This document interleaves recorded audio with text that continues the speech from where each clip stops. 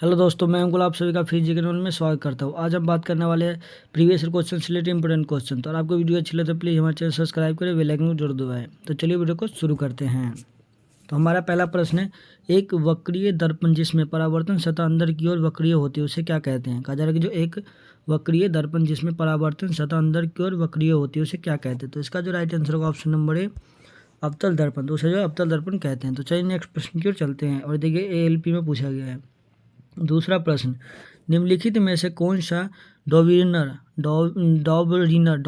त्रिक का तीसरा सदस्य है जिसमें लिथियम और सोडियम भी शामिल है। तो इसका जो राइट आंसर होगा ऑप्शन नंबर ए, पोटेशियम। जो है पोटेशियम जो है ये डॉबरिनर त्रिक का जो है तीसरा सदस्य है जिसमें लिथियम और सोडियम भी शामिल है। तो चलिए नेक्स्ट प्रश्न की ओर चलते हैं। तीसरा प्रश्न, 2016 में टाटा सन्स के स्वामित्व वाली विस्तारा एयरलाइंस के नए अध्यक्ष के रूप में किसने पदभार संभाला।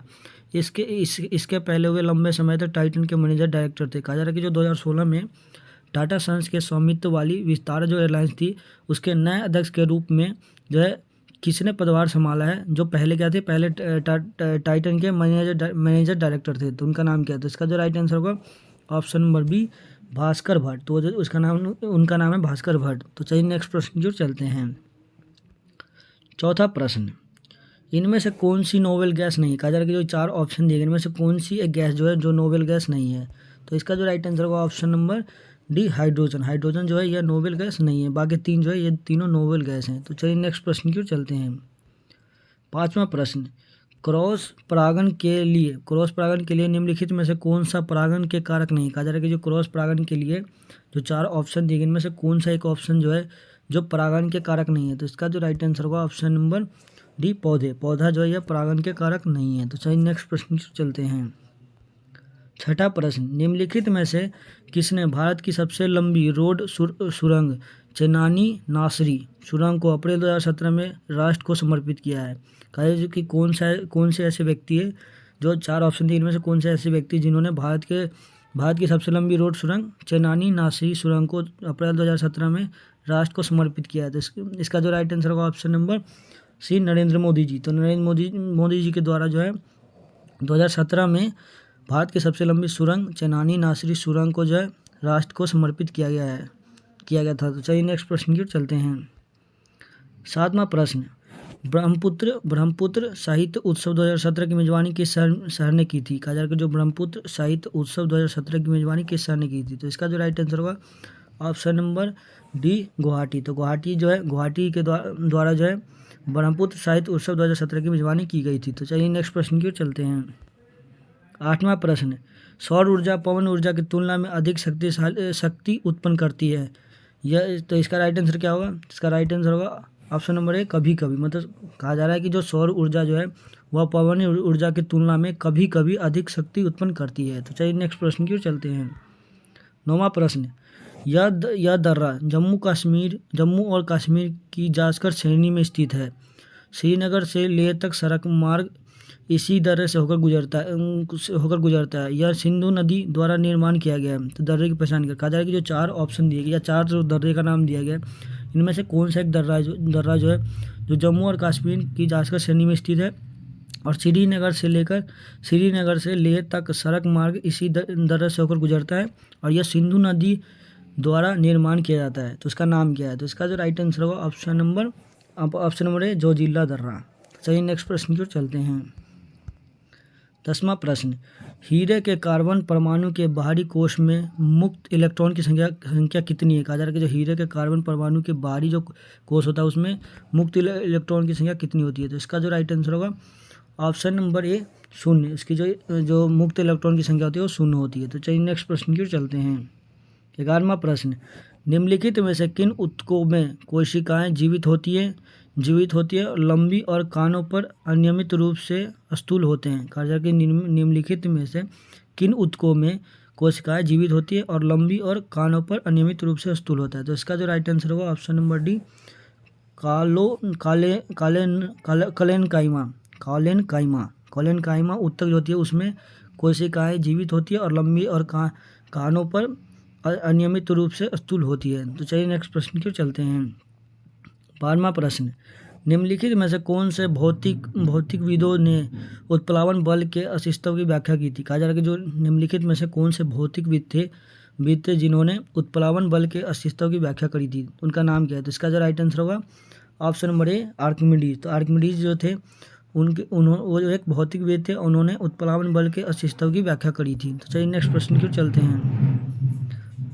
13वां प्रश्न, निम्नलिखित में से कौन सी साहित्य घटना है। निम्नलिखित में से कौन सी एक सतहीय घटना है तो इसका जो राइट आंसर होगा ऑप्शन नंबर सी वाष्पीयकरण।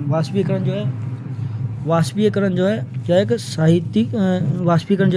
साहित्यिक घटना है। चलिए नेक्स्ट प्रश्न की ओर चलते हैं।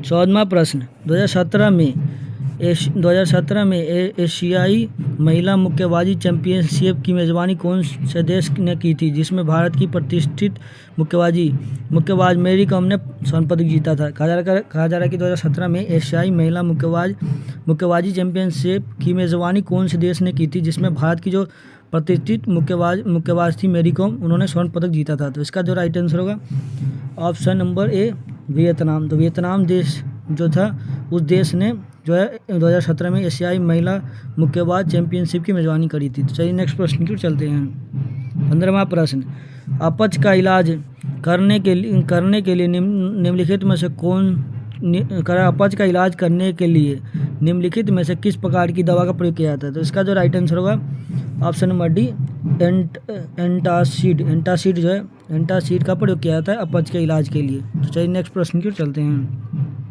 16वां प्रश्न, कौन सा प्रसिद्ध क्रिकेटर तमिलनाडु की प्रो कबड्डी टीम जिसका नाम तमिल थलाइवाज है का मालिक है। कहा जा रहा है कि जो कौन सा ऐसे क्रिकेटर हैं, जो 4 ऑप्शन दिन में से कौन से ऐसे क्रिकेटर जो तमिलनाडु की प्रो कबड्डी टीम जिसका नाम है तमिल थलाइवाज का मालिक है। तो इसका जो राइट आंसर होगा option number D Sachin Tendulkar. तो जो है सचिन तेंदुलकर जो है वो तमिल थलाइवा जो एक प्रो कबड्डी क्रिकेट टीम है उसके मालिक हैं। तो चलिए नेक्स्ट प्रश्न की ओर चलते हैं। 17वां प्रश्न, भारत के मौजूदा वित्त मंत्री अरुण जेटली कौन से राज्य से एक राज्यसभा सदस्य हैं। तो इसका जो राइट आंसर होगा ऑप्शन नंबर डी गुजरात से जो है यह अरुण जेटली जो है गुजरात से जो है एक राज्यसभा सदस्य हैं। तो चलिए नेक्स्ट प्रश्न की ओर चलते हैं। 18वां प्रश्न, 2017 में भारतीय नौसेना में शामिल होने वाली पहली महिला पायलट कौन थी। तो इसका जो राइट आंसर होगा ऑप्शन नंबर सी शुभांगी स्वरूप जो थी वो 2017 में भारतीय नौसेना में शामिल होने वाली पहली महिला पायलट थी। तो चलिए नेक्स्ट प्रश्न की ओर चलते हैं। 19वां प्रश्न, किसके अनुरूप वस्तु की गतिज ऊर्जा की वृद्धि होती है। कहा जा रहा है कि जो 4 ऑप्शन दिए में से किसके अनुरूप वस्तु की गतिज ऊर्जा में वृद्धि होती है। तो इसका जो राइट आंसर होगा ऑप्शन नंबर डी गति। तो गति के अनुरूप जो थे वो वस्तु की गतिज ऊर्जा में वृद्धि होती है। तो चलिए नेक्स्ट प्रश्न की ओर चलते हैं। 20वां प्रश्न, टू फेस्ट the story of my divorce नामक पुस्तक के लेखक कौन है। जो चेतन भगत की